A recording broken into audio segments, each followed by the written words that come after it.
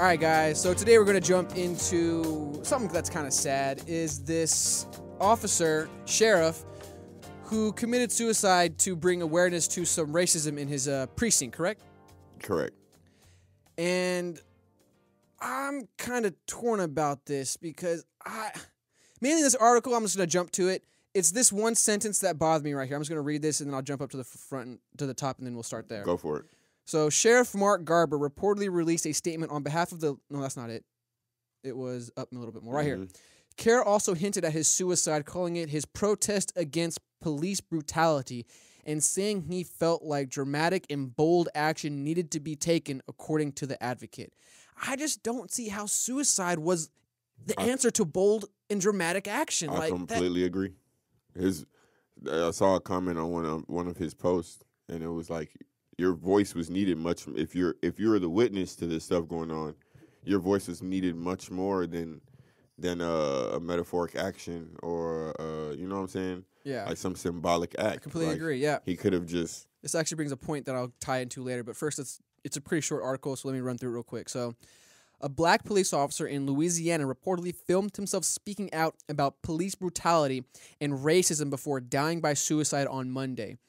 Clyde Kerr III, a 43-year-old father and military veteran who served in Afghanistan and Iraq, died by suicide outside of the Lafayette Parish Sheriff's Office, where he worked as a sheriff's deputy, according to the Acadian Advocate. Kerr reportedly posted a series of videos in which he detailed his experiences in the military and as a police officer and spoke extensively about racism, police brutality, and mental health. In a video created the day before he died, Kerr spoke critically about the police, advocated for more mental health resources for officers, and touched on the recent protests against police brutality and systemic racism in the United States. Quote, "I've had enough of serving the system that does not give a damn about me or people like me. Y'all don't really give a damn about us. That is the truth. I've served with all my heart, with a full heart in the military. After that, got back into law enforcement. And you have no idea how hard it is to put a uniform on in this day and age with everything that's going on," unquote, Kerr said. Quote, "My entire life has been in the service of other people. Y'all entrust me to safeguard your little ones, your small ones, the thing that most precious to you, and I did that well. I passed security clearance in the military, but that has allowed me to see the inner workings of things. And this is a demonic system, and it's not anything I can continue to serve and want to be part of. This is not right. This is no form of justice," unquote. And one more paragraph. Kerr pointed to the black people who have been killed by the police, including Botham Jean, George Floyd, Breonna Taylor, Trayford Perlin. Is that how you say Pellerin? Mm-hmm. I quote, "I can't abide by this no more. I'm not having anything to do with this nonsense no more," unquote, Kerr said. If this feels right, Kerr, I keep saying you're right, sorry. "If this feels right to you as a person, then something is wrong with you. This is the furthest thing from right," unquote. And then the paragraph I had written. Suicide, yeah. So, I think there's an interesting dynamic, first off, into like what it feels like to be a black guy in the police, I guess. That'll be a very interesting That's dynamic. an interesting, you know what I'm saying? Just based off of this, that's the first thing that popped into my mind. By no means, I don't think, like, not to denigrate the dead, I don't believe suicide was the best option. I don't either. He had been apparently posting videos for a while and asking for changes or whatever, but there's just no way, like, if we're focusing on the point that we're discussing in this is because of the suicide, then there's just, it's already taken away from the point. Well, one could make the argument that his bold and dramatic action, which was suicide, is bringing, like we're talking about, I don't know if more people are talking about this or not. Yeah, but do we move on from the suicide? Because I'm not gonna lie. What's beating me up is not necessarily the issue; is more the fact that he committed suicide, man. Like, oh, that's tough. In front of the precinct, apparently. So I got a conspiracy theory I want to run by y'all. Because when I read that, I have nothing to really push back against this conspiracy theory. But what if he didn't commit suicide? What if he was killed? Like, is there more reporting on his actual suicide? What if the precinct made it look like a suicide? They say in the thing he hinted at a suicide, but that was a weak hint. You know what's crazy? They did this one, so if this is a real conspiracy, I mean, Epstein didn't kill himself. They did it so smooth, it didn't cross my mind this time.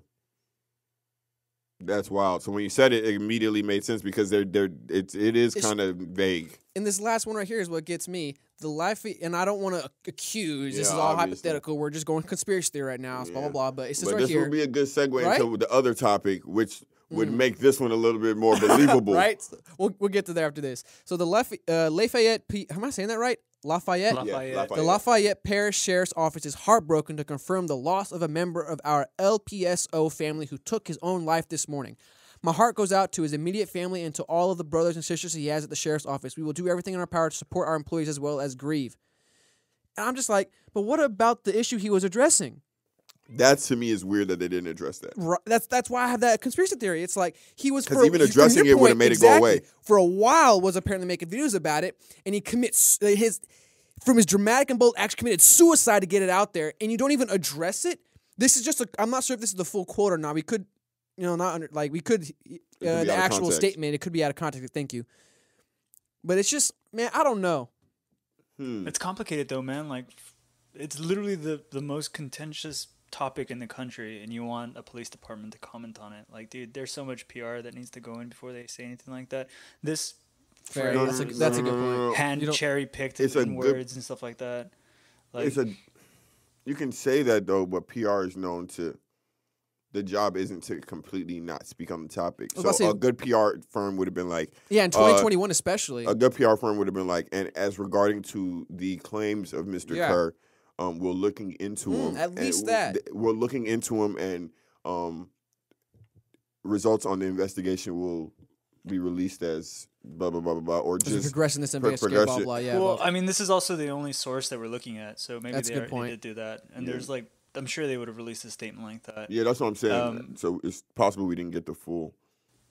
The other thing that kind of makes me question the situation is not the fact that it's not his message.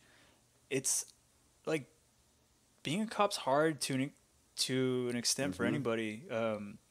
So I kind of also would like to know like this person's psychology, man. Like, oh yeah, I think he probably fucked up from his tours. I agree too. Yeah, I would be curious. He's probably, he had 2 kids. He has 2 boys. He was man. Young. 43 is young. That is young. Yeah, like he was 14 years away from that personally, dude. Like, come on now. Well, if he was already mentally unstable and like on the verge of like a sheer depression, and then this hit, like this, like, you know, crisis, and it just completely destabilized everything that he held dear, then he went for the trigger, and so. You have to take that into account, too. He was a resource officer at an elementary school and a middle school, dude. Like, wow. This breaks my heart, they always give kids hand daps and all that stuff. Like, I mean, he's described as he's described as a good guy. So it's just funny. I just don't like suicide, bro. That shit touches me a different way, man. I don't know. Completely agree. But speaking of to the theory that he might not have killed himself. Theory? So there was a guy by the name of, I believe it's Michael Fesser. Can you pull up just the notepad? You can type his name in. Okay, gotcha. And I'll pull up the notepad real quick first. There but dude, Michael Fesser. He has kids though, man. That 2 kids. spins the wheel for me on this. Exactly. It's like, at that point, like man, I don't want to. In my mind, he abandoned those kids. Yep. I'm not going to disagree with that. I actually agree with that. And it's like, yes, you were the martyr, and you were martyring yourself or something, but you abandoned your children. Yeah, and that's where you have to question the mental health. Because he had kids. It didn't make sense. Because I guess to dive deep into this, and I don't want to disparage this man too much, but, like, aren't your kids your anchors? Like, so I guess to expose myself a little bit. So one of the things, I guess, if I had to dive into it, that would prevent me from suicide is the fact that I have anchors in my mind, my spirit, whatever you want to go call it, and it's my family, my immediate friends, and then like some other anchors. That's why if I ever lose those anchors, then not to be dramatic, but watch out for me. Mm-hmm. So that's why I question, like, you had 2 kids, aren't they your anchors? I could not imagine doing that to my kids. Yeah, especially if you know that this is the world you live in. You got to double down on taking care of them. You know what I mean? Mm-hmm. And so, for him, but he wasn't the military. Like the martyrizing, it's difficult, man. Like, it's difficult for me to understand him making that decision for himself. But yeah, what's the term or whatever it's called? Visions of grandeur or something like that. Yeah. Yo, so thanks for watching a clip of FDT. If you like what you heard, be sure to subscribe, like the clip, leave a comment, and check out our page for more content. Tune into full episodes of FDT released every Friday on Podbean, iTunes, and Spotify. Peace.